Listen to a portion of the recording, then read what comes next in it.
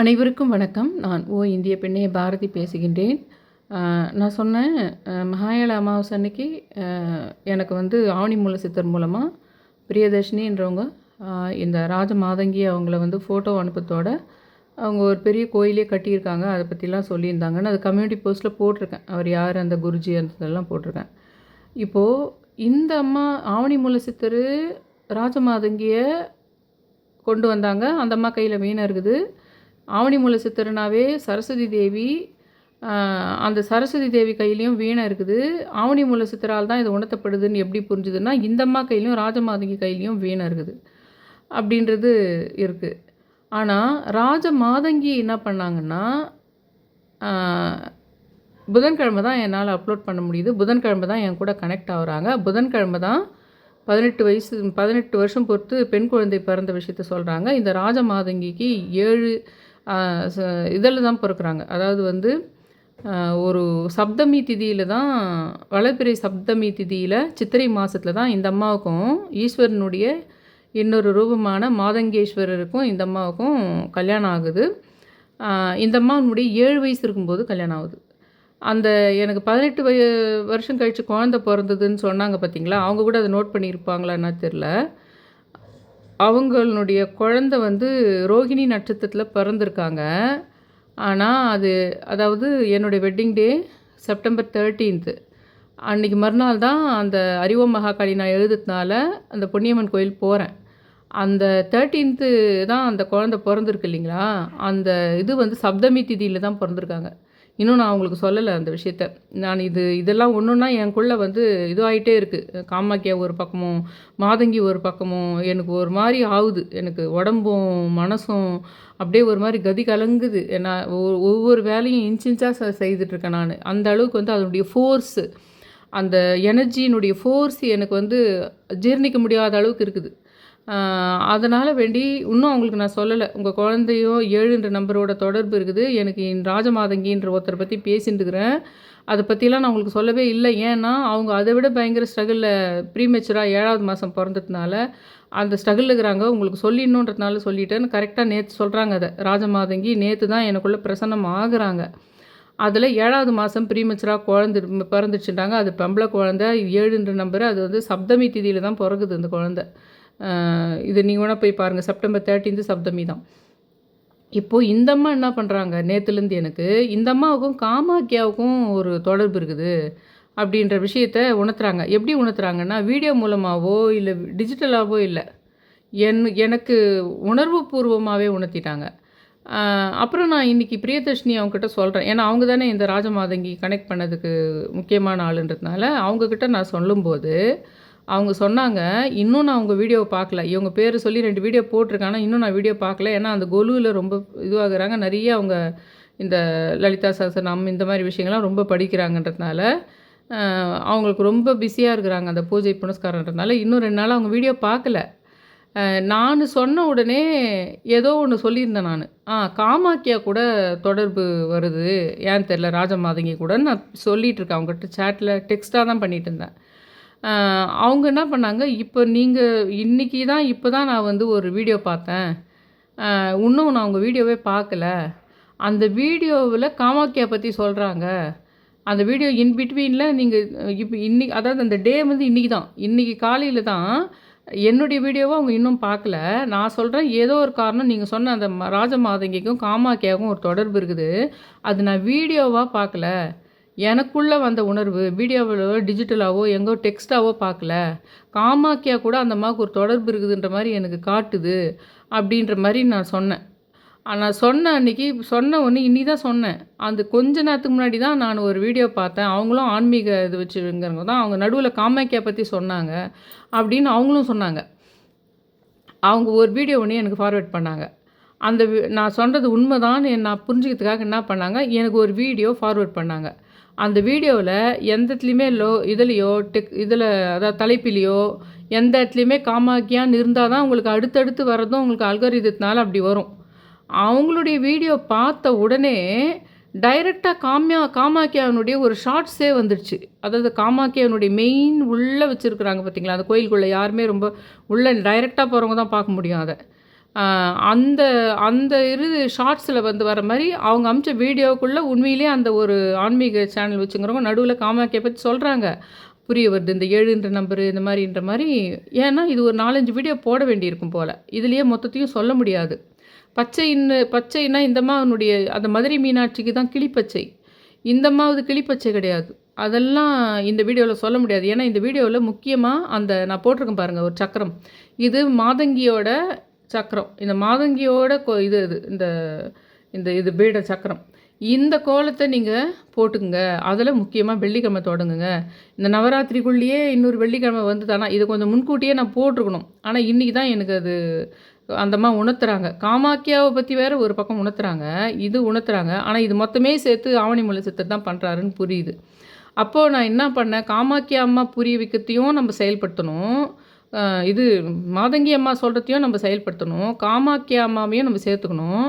ஆவணி மூல சித்தர் தான் இதெல்லாம் கொண்டு வந்தாருன்றதுனால சரஸ்வதி தேவியும் நம்ம சேர்த்துக்கணுன்றதுனால எனக்கு ஒரு விதமாக சூட்சுமமாக புரிய வந்தது என்னன்னா, 9 வெள்ளிக்கிழமைகளை நம்ம சூஸ் பண்ணலாம் அப்படின்னு. 9 வெள்ளிக்கிழமையை சூஸ் பண்ணலாம். நீங்கள் என்ன பண்ணுங்கன்னா, இந்த கோலத்தை நடுஆளில் போட்டு அந்த உள்ள அவங்க எப்படி ஃபில் பண்ணிக்கிறாங்களோ அந்த மாதிரி க்ரீன் கலர் உங்களுக்கு கலர் கோலமாவு வாங்கி பண்ணுறதுனா பண்ணிக்கோங்க. இல்லை ஒரு பெரிய அட்டையில் கூட இது பண்ணிவிட்டு வீட்டில் குழந்தைங்க கழிச்சிருவாங்க, அதெல்லாம் என்ன முடியாதுன்றவங்க பெரிய அட்டையில் உள்ளே இந்த மாதிரி ஸ்கெட்சையோ இல்லைனா கலர் பெயிண்டிங்கோ போட்டு உள்ளே க்ரீன் கலரை ஃபில் பண்ணிவிட்டு சென்ட்ரு பார்ட்டில் இருக்கிறது தாமரையாக நினைங்க. ஏன்னா இந்த தாமரை இதெல்லாம் காமாக்கியா கூட தொடர்புடைய சில விஷயங்களும் இதில் வந்துடுது. ராஜமாதங்கி கூட சம்மந்தப்பட்ட விஷயம். இந்த கோலம், இந்த சக்கரம் ராஜமாதங்கி, இந்த சக்கரம் ராஜமாதங்கி இதை தான் நம்ம அப்படியே இருக்கட்டும். 9 வெள்ளிக்கிழமைக்கும் வீட்டில் அப்படியே இருக்கட்டும், அந்த கோலம் இருக்கட்டும். அப்படி ஒரு வேளை அந்த கோலத்தை யாராவது கழிச்சிட்டா கூட மறுபடியும் போட்டுக்கலாம். ஆனால் ஒரு வெள்ளிக்கிழமையில் ஸ்டார்ட் பண்ணுங்கள் அதை. அதாவது நீங்கள் வந்து முன்கூட்டி கூட போட்டுங்க, ஆனால் ஒரு வெள்ளிக்கிழமை ஸ்டார்ட் பண்ணுங்கள். நான் டிஸ்கிரிப்ஷனில் ஒரு ஸ்லோகம் போடுறேன். அந்த ஸ்லோகத்தை வெள்ளிக்கிழமை படிச்சுட்டு இந்த கோலத்து பக்கத்துலேயே உட்காந்து படிச்சுட்டு சின்னதாக ஒரு 4 லைனில் காமாக்கியாவதும் போடுறேன், அதையும் படிச்சுடுங்க. அது கூட சரஸ்வதி சிலையோ படமோ வந்ததுன்னா அதை நீங்கள் அந்த வெள்ளிக்கிழமை பூஜை பண்ணும்போது மட்டும் பக்கத்தில் வச்சுக்கிட்டா போதும். இந்த காமாக்கியாவுக்கு மட்டும் நீங்கள் என்ன பண்ணுங்கன்னா, ஒரு ஓவல் ஷேப்பில் உங்கள்கிட்ட ஏதாவது ஒரு கப்போ எதனா இருந்தால் பெட்டர். அப்படி இல்லைன்னா சாதாரணமாகவே ஒரு ரவுண்ட் கப்பில் கூட நீங்கள் குங்குமத்தை ஃபில் பண்ணி வச்சுக்கோங்க. குங்குமத்தை ஃபில் பண்ணி அதையே காமாக்கியாவான்னு நினச்சிக்கோங்க. ஒரு குங்குமத்தை ஒரு டப்பா வச்சு அதில் ஓப்பன் பண்ணி மூடாமல் ஓப்பனாக வச்சு உங்களுக்கு ஓவல் ஷேப்பில் உங்களுக்கு கிடச்சிதானா எதனா ஒரு உங்கள்கிட்ட எதனா வெசில் இருந்துதானா ஓகே குட்டியாக, இல்லைன்னா ரவுண்ட் ஷேப்லேயே நீங்கள் வந்து ஒரு குங்குமத்தை வச்சு அதை ஃபில் பண்ணி அதை காமாக்கியாவே நினைங்க. இது பண்ணுறேன். இப்போது நான் முக்கியமாக சொல்ல வேண்டிய சில விஷயங்கள் இருக்குது. காமாக்கியாவை பற்றி சொல்லணும். காமாக்கியான்றவங்க யாருன்னா, இந்த 51 துண்டுகளாக வீசப்பட்டதில் ஒரு இதில் வந்து விழுந்த இதுதான் அஸ்ஸாமில் இருக்காங்க அந்த காமாக்கியான்றவங்க. ஆனால் இந்த காளிரூப கடவுள்கள் எல்லாமே யாருன்னு கேட்டால் பார்வதி தேவி தான். அந்த பார்வதி தேவியினுடைய முன்ஜென்மம் தான் சதி தேவி. உங்களுக்கு நான் இப்போ சொல்கிறேன், அந்த சதிதேவியை துண்டாக விழுந்த இடங்க தான் இது. பார்வதி தேவி கிடையாது, பார்வதி தேவியினுடைய முன்ஜென்மம். அந்தம்மா பயங்கர கோவத்தில் சதிதேவி நெருப்பில் வந்து போயிடுறாங்க. அப்புறம் ஆனால் அந்த அம்மா தோளில் சிவபெருமான் தோளில் போட்டுக்கிட்டே ஒரு டான்ஸ் ஆடுறாரு. அந்த உடம்பு, அந்த சதிதேவியினுடைய உடம்பு தானாக இதாகிற வரைக்கும் நான் டான்ஸ் ஆடுவேன்னு ஆடுறாரு. அந்த ஆத்திரத்துக்கு மனசு வலிக்குது. ஆனால் அந்தளவுக்கு அவர் விரும்பி இருக்கிறாரு சதிதேவியை இது பண்ணுறது.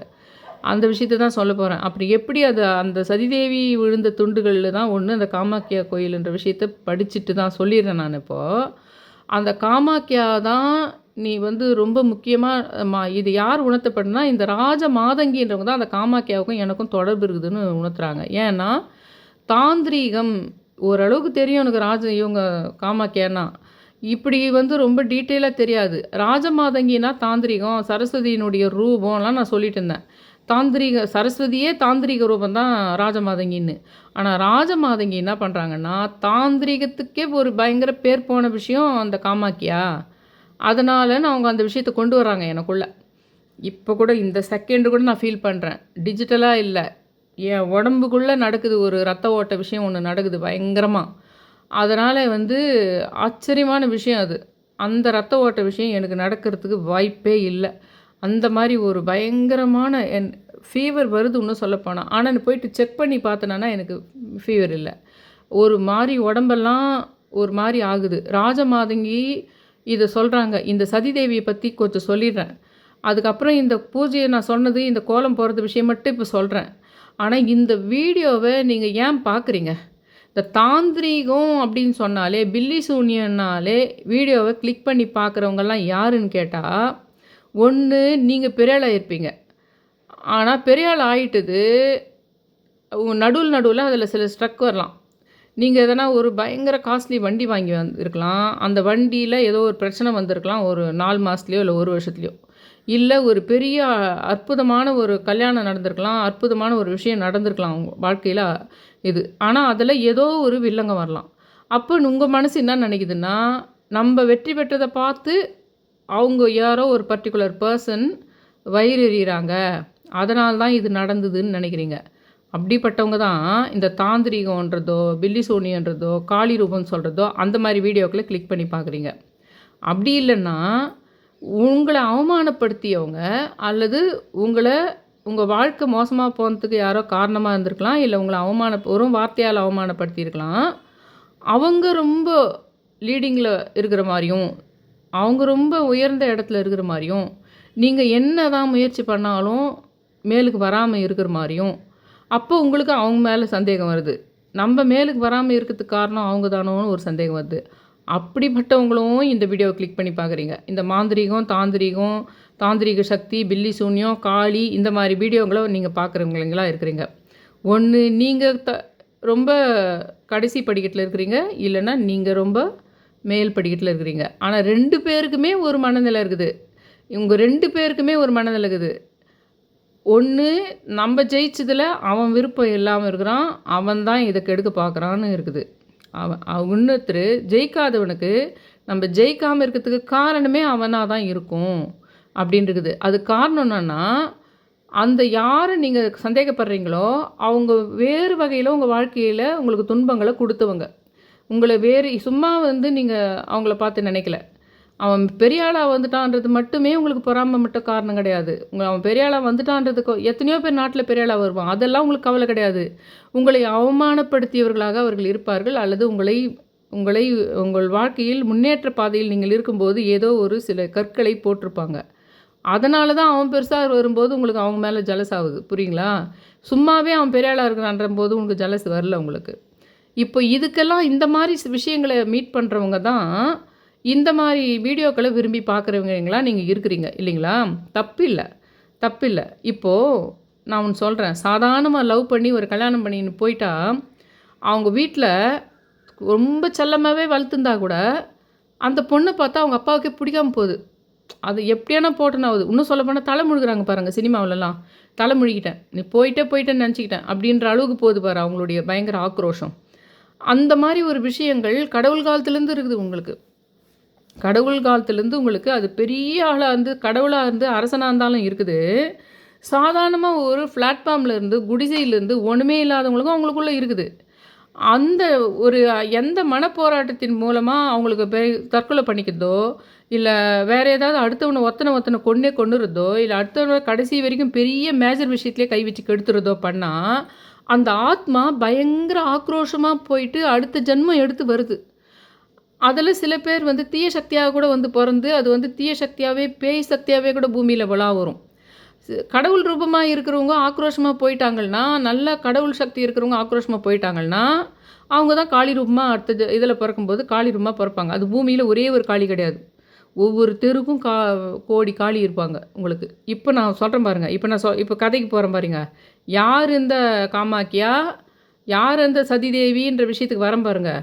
அப்போ புரியும் ஏன் அவங்க அவ்வளோ காளி சக்தி வாய்ந்தவங்களாக இருக்கிறாங்க, ஏன் நம்ம இந்த தாந்திரிகன்ற வார்த்தையை ஏன் யூஸ் பண்ணுறோம் அப்படின்றது அப்போ புரியும்.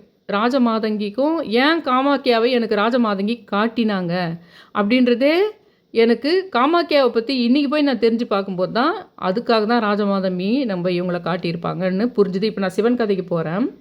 இது என்னன்னா மெயினாக அந்த காமாக்கியான்றது சக்தி வழிபாட்டில் சதின்ற தேவி புராண கதைகளில் இருக்குது. அந்த புராண கடவுள் என்னன்னா சிவனுடைய மனைவியும் மன்னர் தக்கனுடைய மகள் தான் அந்த சதி.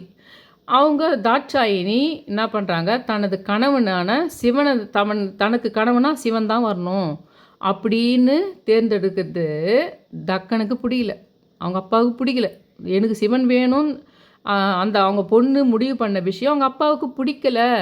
அதனால் அப்போது கல்யாணம் ஆயிட்ட பின்னாடி அவங்களுக்கு அந்த தக்கன் வந்து இது எல்லாருக்கும் தெரிஞ்ச கதை தான். ஆனால் நான் சொல்கிற அந்த ப்ராஸ்பெக்டிவ், அந்த ஒரு வெறியோட, அந்த ஒரு கோபத்தோட போனால் சாதாரணமாக இருக்கும். ஒரு கடவுள் கதையை கேட்கறதுனால நம்ம பெருசாக கேட்குறோம். சாதாரணமாக அடுத்த தெருவில் ஒரு அப்பாவுக்கு அவங்க பொண்ணை பார்த்தா இது பண்ணல, அவங்க பொண்ணுக்கு வந்து அவங்க அப்பாவுக்கும் பொண்ணுக்கு வந்த தகராறில் யாரோ ஒருத்தர் சபிச்சுட்டு சூசைட் பண்ணின்னு போகிறாங்கன்னா அது அவங்கள அதோடு விடாது. அவங்கள விதவிதமாக அடுத்த ஜென்மம் எடுத்தோ இல்லை ஆத்மரூபத்திலையோ பேசக்தியாவோ அவங்கள விதவிதமாக அவங்கள எத்தனை ஜென்மம் எடுத்தாலும் எத்தனை தலைமுறையும் அவங்கள ஆட்டி படைக்கும் அது. அப்போ அந்த மாதிரி விஷயம் கடவுளுடைய கதையை அதுக்கு பார்க்கும்போது நீங்கள் பாமர மக்களுக்குள்ளேயும் அதுதான் நடக்கும். இந்த கதையை ஃபுல்லாக கேட்டுங்க. ஏற்கனவே நீங்கள் கேட்டிருந்தாலும் பரவாயில்ல. இன்றைக்கி நான் அந்த தாந்திரிகன்னு சொல்கிறது, அந்த ராஜமாதங்கி, அந்த காமாக்கியா, அதெல்லாம் நம்ம விஷயத்தை கேட்டுட்டு அதுக்கப்புறம் அந்த கோலத்தை போட்டு பண்ணும்போது நான் சொன்ன கதைகளில் சிலது அந்த கதைகளுடைய கேரக்டர் மாதிரி சில பேர் நீங்கள் மீட் பண்ணுவீங்க. இப்போ நான் சொல்கிறது ஏற்கனவே தெரிஞ்ச கதை தான் அப்படின்னு தள்ளாதீங்க. இப்போ நான் சொல்கிற கான்செப்ட் வேறு. ஏன் தாந்திரிக வருது, ஏன் ராஜமாதங்கி இது வருது, சரஸ்வதி தேவியினுடைய தாந்திரிக, இந்த அம்மா வந்து காமாக்கிய தேவியை தான் எனக்குள்ளே கொண்டு வராங்க. இவங்களை சேர்த்து தான் நம்ம 9 வெள்ளிக்கிழமை கும்பிட போகிறோம். ஆனால் உங்கள் வாழ்க்கையில் உங்கள் வீட்டில் இந்த கதைகள் இருக்கிறது. இந்த சாபங்கள் தோஷங்கள் எல்லாமே இருக்குது, மனவலிகள் எல்லாமே இருக்குது. எதனாலே நம்ம வீட்டில் மட்டும் இப்படி தப்பு நடக்குதுன்றதுக்கு விஷயம் புரியல உங்களுக்கு. அதுக்கெல்லாம் காரணம் இப்படி ஏதாவது இருக்குதான்றது விஷயத்தை அந்த பூஜை பண்ணும்போதே காட்டி கொடுக்கும் உங்களுக்கு. பூஜை பண்ணும்போதே உங்களுக்கு இதில் நான் பண்ணுற சிம்பாலிக்காக நம்மளுக்கு சொல்கிற இந்த மாதிரினா தாமரை, இந்த மாதிரினா சூலம்ன்ற மாதிரி, அந்த மாதிரினா வீணை, அந்த மாதிரினா கிளின்ற மாதிரி பல விஷயமாக அப்படி சிம்பாலிக்காக காட்டுறதோடு இல்லாமல் இப்போ நான் சொல்கிற கான்செப்ட்லேயே இருக்கிற விஷயங்கள்லாம் உங்களுக்கு வந்து காட்டி கொடுக்கும். நான் சொல்கிற கான்செப்ட்லேயே இருக்கிற யார் சாபங்களாக இருக்கும், ஏன் நாம் தாந்திரிக வீடியோக்களை பார்க்கணும் அப்படின்ற விஷயங்களெல்லாம் கூட உங்களுக்கு வெளியே கொண்டு வந்து கொடுக்கும். அதில் அந்த தாட்சாயினி தவிர என்ன பண்ணுறாருன்னா, அவங்க அப்பா வந்து பிடிக்காத சிவனை கல்யாணம் பண்ணியிருந்தால மருமகன் சிவனாக வந்தது அவருக்கு பிடிக்கல. இதில் விஷயம் என்னன்னா, ராஜமாதங்கியோட மேட்ரு என்னன்னா, அந்த அவர் இப்போ மதங்க முனிவர், பிரம்மனுடைய பையன் மதங்க முனிவருக்கு எனக்கு சிவன்தான் மருமகனாக வரணுன்றார். ஆனால் சதிதேவியினுடைய அப்பா தட்சனுக்கு எனக்கு சிவ மருமகனாக வந்ததையே பிடிக்கலன்றார். அதனால்தான் இந்த அம்மா ராஜமாதங்கி என்னை காமாக்கியா கூட எடுத்துன்னு வந்து கனெக்ட் பண்ணியிருப்பாங்க. முந்தா நேற்று எனக்கு தெரியுமா, இந்த அம்மா காமாக்கியா தேவியினுடைய இது வந்து சதிதேவியினுடைய அப்பாவுக்கு அது காமனாக எப்போ தெரிஞ்ச கதை. இது டெப்த்தெல்லாம் போய் பார்க்கல அதை நான். அவங்க அப்பாவுக்கு அந்த சிவன் மருமகனாக வர்றது பிடிக்கலன்ற விஷயம் இன்றைக்கி தான் ஸ்ட்ராங்காக தெரியுது. ஆனால் முந்த நேற்று தான் ஸ்ட்ராங்காக தெரியும். ராஜமாதங்கியினுடைய அப்பாகிறார் பாருங்க, மதங்க முனிவர், அவருக்கு எனக்கு சிவன் தான் மருமகனாக வேணுன்றார். இந்த சதிதேவியினுடைய அப்பா தக்ஷன் வந்து எனக்கு சிவன் மருமகனாக வந்தது பிடிக்கலன்றார். அதனால்தான் அந்த அம்மா இந்த விஷயத்தை கனெக்ட் பண்ணி எங்களை சேர்த்து நீ கும்பிடு, அப்போ தாந்திரிகம் 100 மடங்கு ஒர்க் அவுட் ஆகுன்றாங்க அந்தம்மா. அது இத்தனை நாள் நீங்கள் அந்த கதையை கேட்டிருந்தா கூட இப்போ நான் சொல்கிற கான்செப்டில் பார்க்கணும் நீங்கள். அதாவது அந்த சிவனையும் தாட்சாணியும் தவிர இவர் என்ன பண்ணுறாரு, அந்த கோபத்துக்கு அவங்க அப்பா தாட்சனுடைய அந்த சதிதேவியோடைய சதிதேவியோடைய அப்பா சிவனைய தாட்சாயனை தவிர அவர் பெரிய மகாயாகம் ஒன்று நடத்துகிறார். அதில் கூப்பிட மாட்டேன்றார். இவங்க 2 பேரையுமே கூப்பிட மாட்டேன்றார் அந்த யாகத்துக்கு. அப்போல்லாம் கல்யாணம் மாதிரி வீட்டில் ஃபங்க்ஷன் வச்சுக்கிற மாதிரி, வீடு கிரகப்பிரவேசம் போனால் எல்லாரையும் கூப்பிட்ற மாதிரி எல்லாரையும் மதிக்கலை. எல்லாரையும் கூப்பிட்டு மருமகனையும் பொண்ணு மட்டும் கூப்பிடாது விட்டுறாரு அந்த தட்சன். இதில் சதி என்ன பண்ணுறாங்க, ஆத்திரத்தில் கோவத்தில் அந்த அம்மா கூப்பிடலன்னா கூட இன்வைட் பண்ணலன்னா கூட அந்த அம்மா நேராக வந்து அவர் வளர்த்துற யாகத்திலே விழுந்துடுறாங்க. அந்த யாகத்திலே விழுந்து அந்த கோவத்தில் ஆத்திரத்தில் உயிரே போயிடுது. எங்கள் கணவனை நீ அவமதிச்சியே, என்ன அவமதிச்சேன்னு.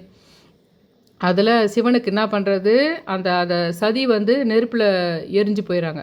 எரிஞ்சுன்னா அப்படியே ஃபுல்லாக போயிட மாட்டாங்க. மறுபடியும் சிவனை தோல் எடுத்து போட்டுக்கிட்டு, அதாவது அவள் எல்லாம் வல்ல தாய் தெய்வன்றதுனால கடவுள் சக்தி அவங்களுக்குள்ளே இருந்திருக்குது. பாஞ்சாலியெல்லாம் கூட ஏன் நெருப்புலேருந்து தோன்றது மட்டும் இல்லை, அவ்வளோ பெரிய விஷயங்களெல்லாம் மீண்டு வந்ததுனால தான் அவங்க கடவுள் நிலைக்கு போகிறாங்க. அப்படி வந்து அந்த கோபத்துக்கு போய் நெருப்புலேயே விழுற அளவுக்கு அவங்க மைண்டு இருக்கிறதுனால தான் அவங்க மறுபிறவி எடுத்து பார்வதியாக வராங்க. சரிங்களா? அந்த மாதிரி அந்த தருணத்தில் சதி வந்து என்ன பண்ணுறாங்க, அவங்க உடம்ப விட்டு அந்த ஆத்மா வெளியேறிட்டு அந்த அந்த யாகத்தில் குதிச்சுட்டு போயிடப்போ, அப்போ சிவன் என்ன பண்ணுறாரு, அவங்க மனைவியை இழந்த வருத்தத்தில் கோபம் அதிகமாகி அந்த நெருப்புலனா அப்படியே இருக்க மாட்டாங்க. உயிர் போன உடனே அந்த உடலை மட்டும் என்ன பண்ணுறாரு சிவபெருமான் தோள்பட்டை மேலே வச்சுக்கிட்டு அப்படியே சிவன்னாவே உங்களுக்கு வந்து பிரபஞ்சம். ஒரே ஒரு சின்ன உருவம் கிடையாது. சங்கர் தோற்றம் நமக்காக ஏற்படுத்துனது. வானம் முழுவதும் தாண்டவம் ஆடுறார். அப்படியே அவர் பண்ணுற தாண்டவத்தில் அந்த அண்ட அழிவுமே நடந்துரும்ன்ற மாதிரி இருக்குது. அவர் கண்டினியூஸாக அதே டான்ஸ் ஆடிட்டு இருந்தாருன்னா அந்த அண்ட சராசரமே அழிஞ்சிடும்னு தெரியுது. அவர் என்ன பண்ணுறாருன்னா, அந்த உடல் நான் ஆடுற ஆட்டத்தில் அந்த தோல் மேலே போட்டு நான் ஆடுற அந்த உடல் அழியிற வரைக்கும் நான் நிறுத்த மாட்டேன் அப்படின்னு சிவன் சபதம் பண்ணுறார். புரியுதுங்களா? எவ்வளோ அளவுக்கு பெண்களை ஒரு மனைவியெல்லாம் எவ்வளோ மதிச்சு இருக்கிறாங்க. இந்த மாதிரி நாட்டில், இந்த இந்தியாவில் ஏன் இந்த பெண்களை வந்து மனைவியாக இருக்கட்டும், அது பெண்களாக இருக்கட்டும், அப்பாவுங்க கூட சரி, அப்பாவுங்க பெண்களையும் சரி, புருஷனுங்க பெண்களையும் சரி, மாமனார் மாமியார் பெண்களையும் சரி, ஏன் இப்படி பத்தாங்கட்டமாக நினைக்கிறாங்கன்னு எனக்கு சத்தியமாக தெரில. அவர் வந்து என்ன பண்ணுறாரு, அந்த சபதம் செய்கிறார். நான் அந்த உடலை அழியிற வரைக்கும் நான் வந்து ஆடிக்கிட்டே இருப்பேன்ற மாதிரி சபதம் செய்கிறார்.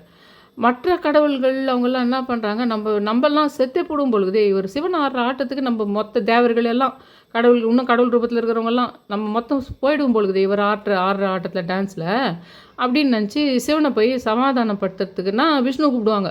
விஷ்ணுவை சமாதானப்படுத்தணும்னா சிவனை கும்பிடுவாங்க. அந்த மாதிரி மெயின் கடவுளுங்க இவங்கெல்லாம். சிவனை சமாதானப்படுத்துறதுக்கு போய் விஷ்ணுக்கிட்ட போகிறாங்க தேவர்கள்லாம்.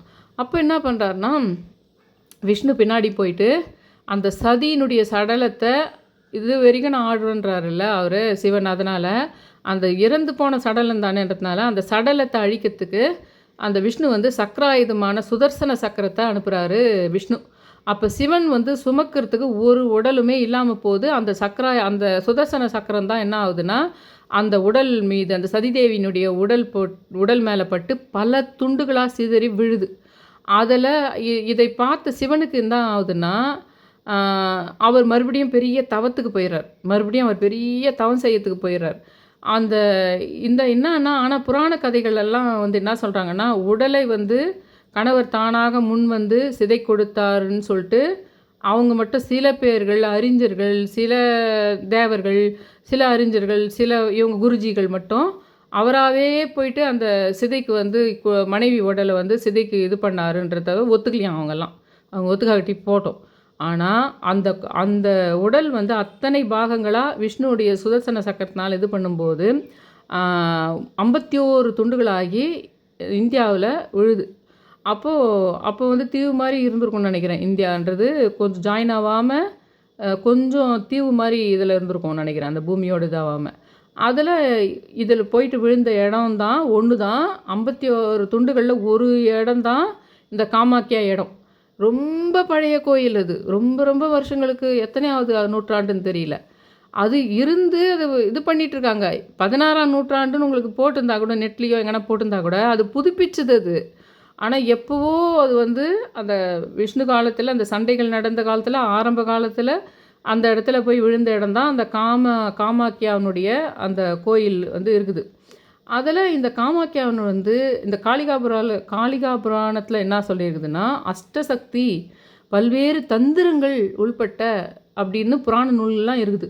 4 முக்கிய சக்தி பீடங்கள் வந்து ஆதிசக்தி பீடங்களாக இருக்கிறதுலேயே ரொம்ப ரொம்ப சக்தி 51 விழுந்தது. அதில் 4 சக்தி பீடங்களாக என்னென்னா, ஒரிசாவில் இருக்கின்ற பூரி ஜெகநாத் கோயில், அது இன்னொன்று ஒடிசாவில் இருக்கின்ற அந்த ஆதிசக்தி பீடங்கள்லேயே இதையும் சொல்கிறாங்க. பூரி ஜெகநாத் கோயில், ஒரிசாவில் இருக்கின்ற பிரம்மபூருக்கு அருகில் தரதாரிணி ஸ்தானாகண்டம் அப்படின்னு இருக்குது. அது மார்பகங்கள் விழுந்த இடம். ஸ்தானம்னு சொல்லுவாங்கள்ல, மார்பகத்தை ஸ்தானம் கூட சொல்லுவாங்க. ஸ்தானாகண்டம்ன்றது வந்து அதுவும் சக்தி பீடம் தான். அதுவும் அந்த 51 துண்டுகள். இது அசாமில் இருக்கிற குவகாந்தியில் இருக்கிறது தான் காமாக்கியா. அசாமில் குவகாந்தியில் இருக்கிறது தான் காமாக்கியா. இதில் ஒரு மேட்ரு பாருங்கள். நான் இந்த ஏன் காமாக்கியா கூட தொடர்பு வருதுன்னு நினைக்கிறேன்.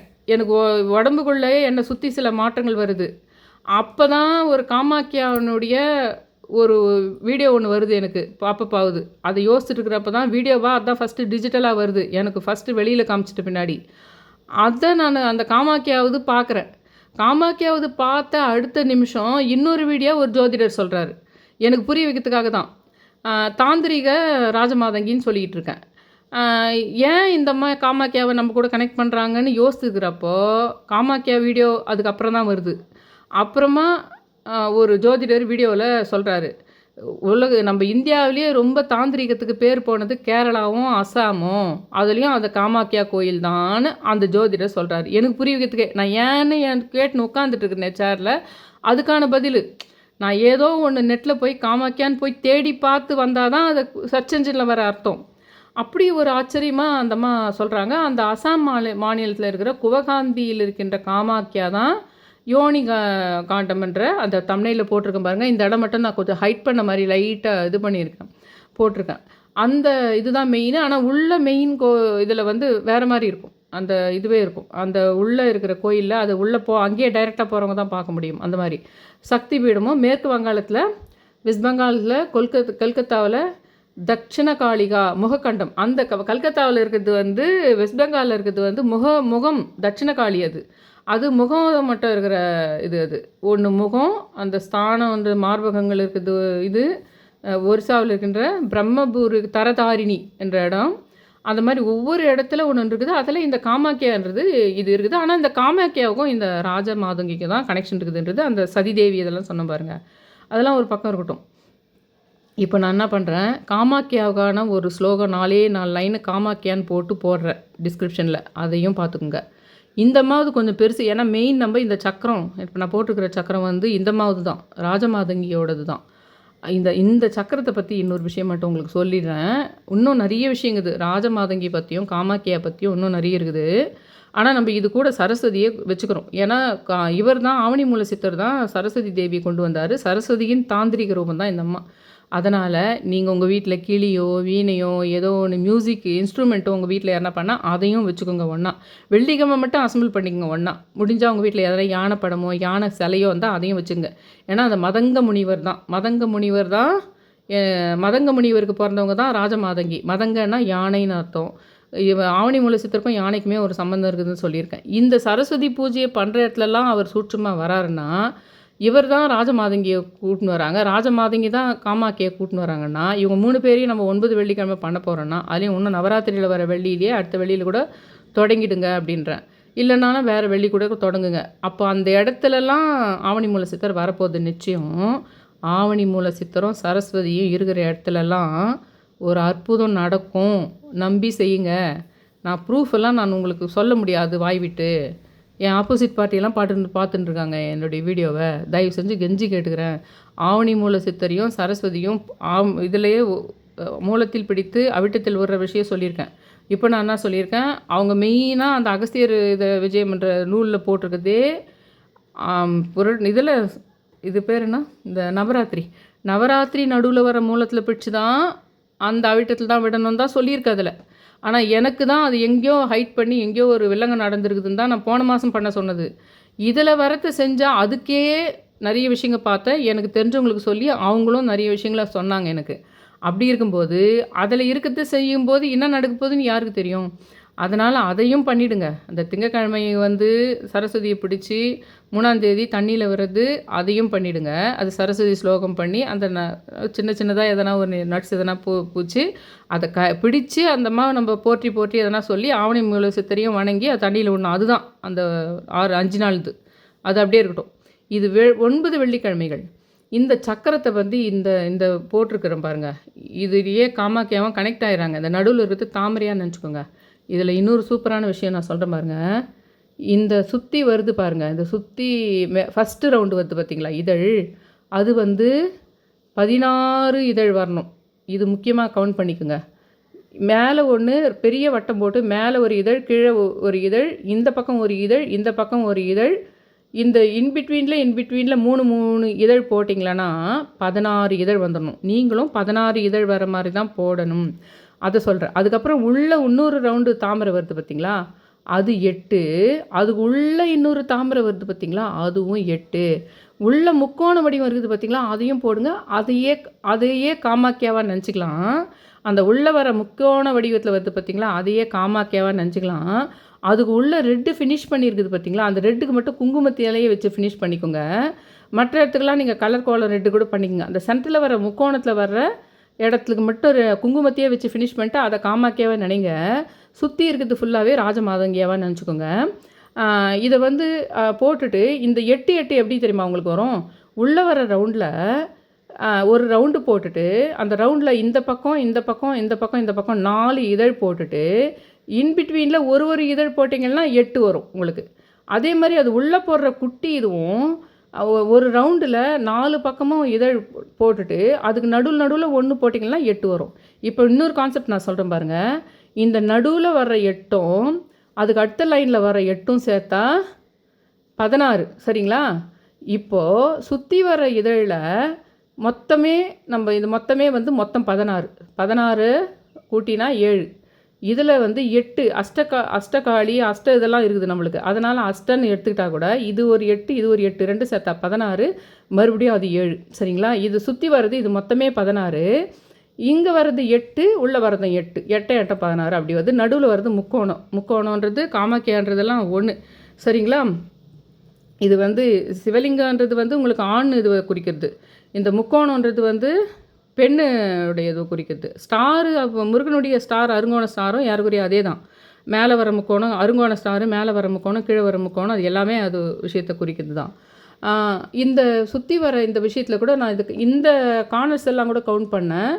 அதுவும் கூட இங்கே இந்த கார்னர் வருது பார்த்தீங்களா, 1 2 3 4 5 6 7 8 9 10 11 12 13 14 15 16 17 18 19 20 21 22 23 24 25 26 27 28 29 30 31 32 33 34 35 36 வந்தது. இப்போ நம்ம 369 கான்செப்ட் அதில் வந்து பாருங்க, அந்த 3 6 9ன்ற கான்செப்ட் அதுலேயும் அதில் வருது. நம்மளுக்கு 36 திருப்பங்கள் இருக்குது. அந்த ஒவ்வொரு இதுலேயும் அந்த கார்னர்ஸை மட்டும் பார்க்கும்போது 36 டேர்னிங்ஸ் இருக்குது அதில். இதை அப்படியே நீங்கள் பார்த்துங்க, கிட்ட காட்டுறேன் பாருங்கள். இதை கம்யூனிட்டி போஸ்ட்லேயும் நான் போடுறேன். தனியாக ஒரு ஃபோட்டோவை கூட ஸ்க்ரீன்ஷாட் பண்ணிக்கலாம். நல்லா பார்த்துங்க. அதில் 16 அந்த கவுண்டிங்கெல்லாம் கரெக்டாக வச்சு கலர் பண்ணிக்கோங்க. அந்த சென்டரில் இருக்கிற முக்கோணத்துக்கு மட்டும் குங்குமத்தால் ஃபில் பண்ணுங்கள். அப்படியே நீங்கள் ஒரு ஹாலில் கோலமாக போட்டால் பெட்டராக இருக்கும். இல்லை பூஜை ரூமில் கால்படாத இடங்களை போட்டு 9 வெள்ளிக்கிழமை அது இருக்கட்டும். நடுவில் கழிஞ்சு போனால் கூட அதே இதுவும் மறுபடியும் போட்டுக்கலாம். அந்த மாதிரி போட்டுட்டு நான் ஒரு ஸ்லோகம் போடுறேன். அது ராஜமாதங்கியோட ஸ்லோகம். அது இதில் போடுறேன் டிஸ்கிரிப்ஷனில். அதை படிச்சிடுங்க. இந்த சக்கரத்தை பற்றி ஒரு சின்ன விஷயம் மட்டும் சொல்லிடுறேன். அது என்னதுன்னா, இந்த ஸ்ரீ சக்கரத்தில் இந்த இடம் திரிகோணம் நடுவில் வருது. அதான் திரிகோணம், பஞ்சகோணம், அஷ்டதள பத்மம், அஷ்டன்னா 8, அந்த 8 வருதுன்னு சொன்ன பாருங்க உள்ள. அஷ்டதள பத்மம்னா இதுதான் தாமரை. அஷ்டதள பத்மம், ஷோடச தளபத்மம், உள்பத்து கோணம், வெளிப்பத்து கோணம், சதுரம் என்ற 7 ஆவரண சக்கரங்களில் கூடும் இடமாக இது இருக்குது அப்படின்றது தான் இந்த தனி சக்கரத்துக்கான விஷயம். இதில் நான் சொல்கிறது. அதுலேயும் அந்த ராஜமாதங்கியினுடைய அந்த இது எப்படி இருக்குதுன்னா, ஒரு பெரிய வானுலகத்தில் ஒரு பெரிய தேவலோகத்தில் இதை கற்பனை பண்ணிக்கோங்க. இப்போ நான் சொன்னது இந்த சக்கரத்துக்கானது. தங்கத்திலான படிகள் உள்ள, மாணிக்கத்தால் ஆன மண்டபங்கள் உள்ள விசாலமான ஆலயத்தில் ரத்தினம் இழைத்த அழகான சிம்மாசனத்தில் பிரம்ம வித்தையின் 98 அஷரங்களின் அதிபதியாக விளங்கும் ஸ்ரீ சியாமலா தேவி, ஸ்ரீ மாதங்க தேவி, இவங்க வந்து ராஜமாதங்கி தேவி வீற்றிருக்கின்றாள் அப்படின்னு சொல்கிறதோட, ஸ்ரீ லலிதாம்பிகையின் வாசஸ்தலமாகிய ஸ்ரீநகரத்தில் பலவிதமான கோட்டைகள் இருக்குது. அதில் தங்கமும் வெள்ளியும் கோட்டைகளில் இந்த ஸ்ரீசக்கரத்தினுடைய இதுவும் அதை எக்ஸ்பிளைன் பண்ணியிருக்கு. அதனால் இந்த கோலம் ரொம்ப பவர்ஃபுல்லாக இருக்கும். நீங்கள் பண்ணிங்களான்னா பீரியட்ஸ் வர்றதுன்னா அப்போ என்ன பண்ணுங்கன்னா, அந்த கோலத்தை பூஜை ரூம்லேயே போட்டு வச்சுட்டு அப்படியே இருக்கட்டும். அந்த நாள் வரைக்கும் விட்டுட்டுனா இந்த பீரியட்ஸ்ன்ற விஷயமே அந்த காமாக்கியா கூட சம்மந்தப்பட்டது விஷயம் சரிங்களா? அதனால் இது ரொம்ப நீங்கள் அதை பற்றி யோசிக்க வேணாம். பீரியட்ஸ் வந்து தான் உண்மையிலே அதுக்காக அந்த ஸ்லோகம் சொல்கிறது, அதை விட்டுருங்க. அந்த கோலத்தை வந்து பூஜை ரூமில் போட்டிருந்தீங்கன்னா அப்படியே இருக்கட்டும். புதுசாக தொடச்சி மறுபடியும் போடணும்லாம் இல்லை. நீங்கள் பூஜை ரூம் போகாமல் இருப்பீங்க. அவ்வளோதான். இல்லை நீங்கள் ஹாலில் போட்டிருக்கிறீங்கன்னா பீரியட்ஸ் வந்ததுன்னா அப்போ மறுபடியும் வேணால் அதை எடுத்துகிட்டு மறுபடியும் அதே கோலத்தை போட்டுக்கிட்டு மறுபடியும் அந்த விட்ட இடத்துலேருந்து கண்டினியூ பண்ணுங்கள் அப்படின்னு சொல்கிறேன். அதனால் இது ரொம்ப சக்தி வாய்ந்த விஷயமா இருக்கும். இது வந்து தாந்திரிக விஷயத்த சரஸ்வதியினுடைய தாந்திரிக விஷயத்த ராஜமாதங்கி தாந்திரிகத்தினுடைய தாந்திரிக விஷயமா காமாக்கியாவை கொண்டு வராங்க. அதில் நம்ம இந்த சக்கரத்தை போட்டு பண்ணுறோம். இன்னும் நிறைய விஷயம் இருக்குது, அதெல்லாம் அடுத்த பாட்டில் போட்டுக்கிறேன். இப்போதைக்கு இதை வச்சுக்கிட்டு 9 வெள்ளிக்கிழமை செய்யறதுக்கு ஸ்டார்ட் பண்ணுங்கள். 2வது, இந்த வீடியோவே உங்கள் கண்ணில் படுது, இது பூஜையை நீங்கள் செய்ய போகிறீங்கன்னாவே நிச்சயமாக உங்களுக்கு ஏதோ ஒரு கடவுள் அனுகிரகம் இருக்குது. நிச்சயமாக உங்களுக்கு ஏதோ ஒரு பயங்கரமான தீய சக்திகள், நான் சொன்ன பாருங்கள் இதுக்கு முன்னாடி, யாரெல்லாம் இந்த வீடியோவை பார்ப்பீங்க, ஒன்று உங்களுக்கு மற்றவங்க மேலே அவங்க தான் நம்மளுக்கு சபிக்கிறாங்களோன்னு இருக்குது, இல்லை நீங்கள் அவங்க மட்டும் அவங்க நம்ம மேலுக்கு வரக்கூடாதுன்னு அவங்க சபிக்கிறாங்களோன்னு இருக்குது. இந்த 2 பேருங்களை தான் இந்த மாதிரி வீடியோங்களை பார்க்குறீங்கன்னு சொல்கிறேன் பாருங்கள். அது நீங்கள் நியாயமாக கூட இருக்கலாம். இப்போ சிவனுக்கு வருது இல்லை, அவங்களுக்கு சதிதேவிக்கு வருது இல்லைங்களா கோவம், அந்த மாதிரி நியாயமான கோவம் கூட இருக்கலாம் அவங்க வீட்டில் இருக்கிறவங்களுக்கு. அப்போ அந்த விஷயத்தை கொண்டு வரத்துக்கு வந்து நம்மளுக்கு இந்த மாதிரி சக்திகள் தேவைப்படுது நம்மளுக்கு. அதனால் நீங்கள் எவ்வளோ பயங்கர சயின்டிஸ்ட் மாதிரி நீங்கள் இதெல்லாம் கடவுள், ஆன்மீகம், இந்த மாதிரி அமானுஷ்யங்களே நம்பாத ஆளாக கூட இருக்கட்டுமே, இதை ஒரு சயின்ஸாக யோசித்து நீங்கள் இதை பண்ணுங்களேன். உங்களுக்கு எவ்வளோ உங்கள் வீட்டில் அற்புதமான விஷயங்கள்லாம் நடக்கும்னு நான் சொல்கிறேன். இந்த கான்சன்ட்ரேட் கூடவே நான் சொல்கிற அந்த மூலத்தில் பிடித்து அவிட்டத்தில் வர விஷயத்தை மறந்துடாதீங்க. ஏன்னா அது புரட்டாசியில் சொல்லப்பட்டது. இப்போ இந்த வெள்ளின்னா கூட 9 வெள்ளி நம்ம வேறு எப்போனா கூட பண்ணலாம். அந்த மூலத்தில் பிடித்து அவிட்டத்தில்ன்றது ரொம்ப சூப்பரான விஷயம். அதை நான் செஞ்சதுனால்தான் இந்த ராஜமாதங்கியை கொண்டு வராங்க எனக்கு. அந்த பூஜையை நான் கரெக்டாக செஞ்சேன். மூலத்தில் பிடிச்சி அவிட்டத்தில் இன்னும் கொஞ்சம் வியூவர் செஞ்சாங்க போல். அதை நான் பண்ணதுனால்தான் இந்த சக்தி இந்த பெரிய அற்புதமான விஷயத்தை எனக்கு கொண்டு வருது. அட்லீஸ்ட் இப்போவாவது செய்யுங்கன்ற நான். இப்போ வர திங்கக்கிழமை செஞ்சாவது அதை பண்ணுங்கள். அப்போ உங்களுக்கு சூப்பரான விஷயங்கள், இப்போ நான் சொன்ன விஷயமே இல்லைன்னா கூட வேறு ஏதோ விஷயம் உங்களுடைய உங்களுடைய பரம்பரையில் இருக்கின்ற உங்களுடைய முன்ஜென்மத்தில் இருக்கிற சம்மந்தப்பட்ட ஒரு விஷயத்த ஒரு தீர்வு கொண்டு வர மாதிரி நடக்கலாம் அப்படின்னு சொல்கிறேன். என் சேனலில் தயவுசெய்து சப்ஸ்கிரைப் பண்ணி ஷேர் பண்ணி அந்த ஆல் என்ற லைக் பட்டனை ப்ரெஸ் பண்ணி ரொம்ப ரிக்வெஸ்ட் பண்ணி கேட்டுக்கிறேன். Thank you all.